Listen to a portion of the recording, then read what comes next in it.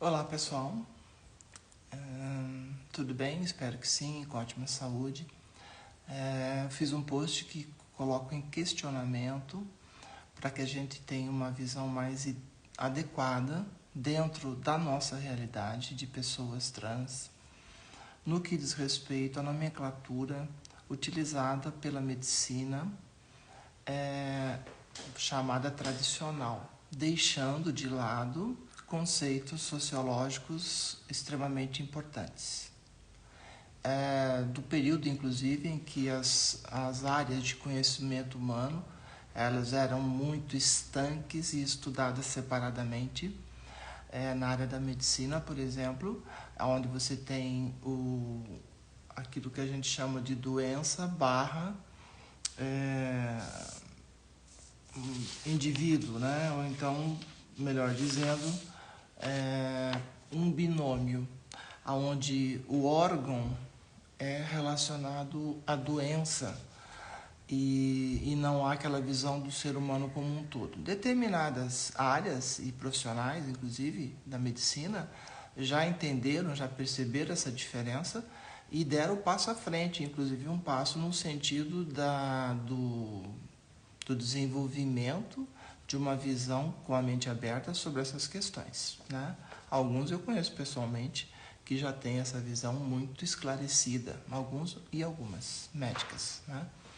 E o que é isso? É nada mais do que tratar o ser humano como um ser completo, né? E a análise que os médicos fazem, que se chama anamnese, ela não se limitar à questão biológica, incluir a questão psicológica, emocional, a própria identidade daquele paciente, para que possa ser tratado com humanidade, com respeito, respeitando a sua identidade, né?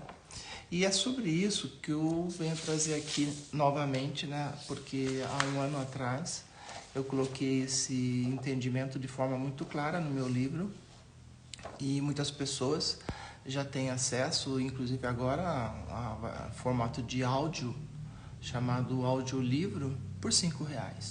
Exatamente para que o conhecimento seja acessível em todos os níveis, nas melhores opções possíveis. Então existe o livro formato digital, que é o livro inteligente, que você acessa, clica link, e agora o audiolivro, que você vai ouvir, né?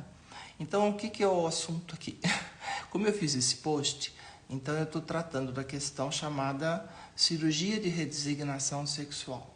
Primeiro, o porquê dessa nomenclatura, que é uma nomenclatura antiga, imprecisa, e que ela transforma uma cirurgia dentro de um contexto de uma transição segura e planejada como algo ligado objetivamente ao sexo, né? E o ser humano é muito mais do que isso, sem dúvida alguma.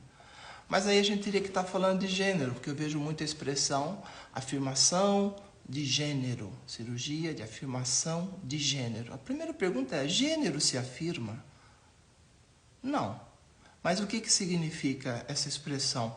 Que já é um passo adiante, né? É cirurgia de redesignação sexual. Aí estão mudando agora para cirurgia de afirmação de gênero. Já houve uma melhoria qualitativa, mas a gente tem que buscar mais. De tal maneira que não exclua as pessoas não binárias, né? Isso de tal maneira que seja extensivo a todas as pessoas, sem exceção, dentro da diversidade, da pluralidade da sociedade brasileira que nós vivemos. Então, assim, gênero realmente, de fato, é uma expressão melhor do que sexo, né? Só que, assim, como o gênero é uma construção social, há uma diferença do sexo. O sexo gera estereótipos, gera estigma. No entanto, já é uma abordagem diferenciada. Qual é a colocação que eu fiz há um ano atrás? E eu vejo que dentro da evolução da medicina tem sido muito bem aceita, a partir inclusive da neurociência, que já identifica essa questão no âmbito físico, fisicamente no cérebro das pessoas. Isso não é nenhuma novidade, vocês têm acesso a essa quantidade enorme de informações, são todas aí no meu próprio Instagram e fora, né? Fiz uma pesquisa mais aprofundada, que não é objeto desse vídeo rápido aqui, que eu pretendo que seja rápido. Então, assim, quando se fala de identidade, ou seja, cirurgia para afirmar a identidade daquele gênero. Não o gênero, mas a identidade. Quando você fala sobre identidade, você está falando de existência.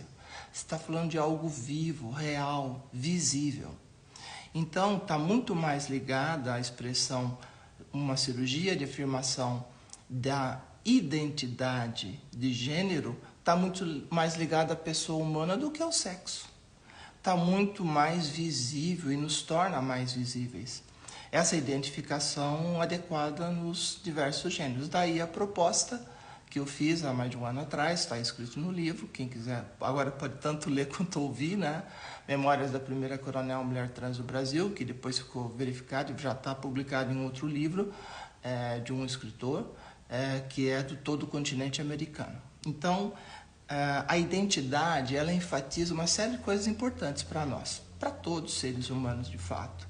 A identidade, ela enfatiza atitudes, responsabilidades, caráter, a dignidade da pessoa humana, não gera uma conotação sexual, não gera preconceito e alivia o sofrimento, né? Então, a identidade é o indivíduo, ou seja, não é o seu sexo e nem a sua orientação sexual.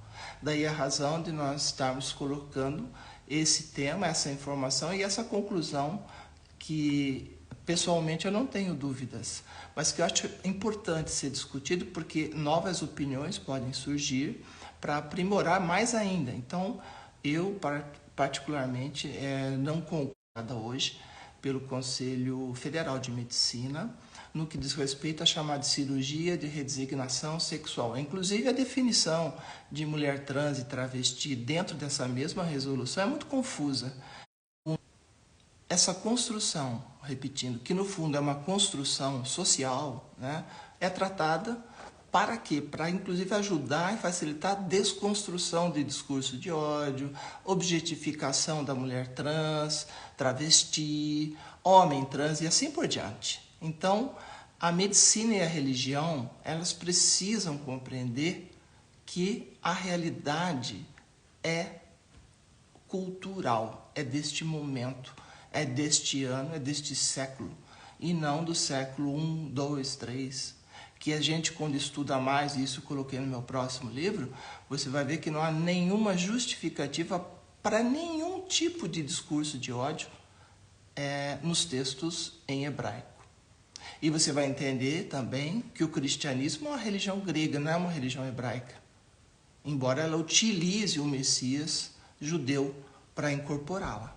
Eu falo sobre isso, sobre teoria do deslocamento, e assim, honestamente, se você quiser saber toda a verdade com relação ao aspecto das pessoas trans, LGBTQIAPN+, e as religiões, os textos traduzidos, as traduções, o texto grego, o Septuaginta, o texto original, o texto hebraico, os manuscritos do Mar Morto, fato. Quando eu digo fato, eu digo, quer saber a verdade? Adquira esse segundo livro. São mais de 40 anos contidos ali informações. E se você comprar um livro e ainda quiser aprofundar mais, faz um direct message comigo, comunique-se comigo e eu vou te dar a fonte de cada palavra colocada nesse livro, de cada citação, seja em português, seja em hebraico, seja em latim, seja em grego. Até em francês, eu tenho aqui a Bíblia em francês, de André Churrac também, mas o que você precisar de informação estará à sua disposição, ok? Então, repetindo e voltando ao básico. Vamos construir, essa é a mensagem final, vamos construir uma nova sociedade, onde a ciência e a religião, aliadas aos conceitos de antropologia social, sejam fatores primordiais para a melhoria da qualidade de vida de todos, inclusive para aquela parcela da população que mais necessita e que mais está alijada, que mais está esquecida de todo esse processo, que são todos os seres humanos transgêneros do planeta Terra. Simples assim. Então, vamos falar corretamente. Identidade de gênero. A minha identidade de gênero, eu sou uma mulher trans. outras identidades existem. E isso tem muito mais relação com a identidade do que com o gênero propriamente dito. E se você, médico, médica, psicólogo, enfim, qual seja a sua profissão voltada para a medicina que você exerça, lembre-se de que a medicina também é universal. E por ser universal, existe um juramento que foi feito por vocês de respeitar a pessoa humana na sua individualidade, na sua identidade, tá? Era isso que eu queria falar com vocês hoje. Aproveitar e desejar um excelente final de semana a todos. Shabbat Shalom. Excelente semana, final de semana para todos, sem exceção. Tá? Obrigado aí pela atenção mais uma vez, tá? Beijo grande. Tchau.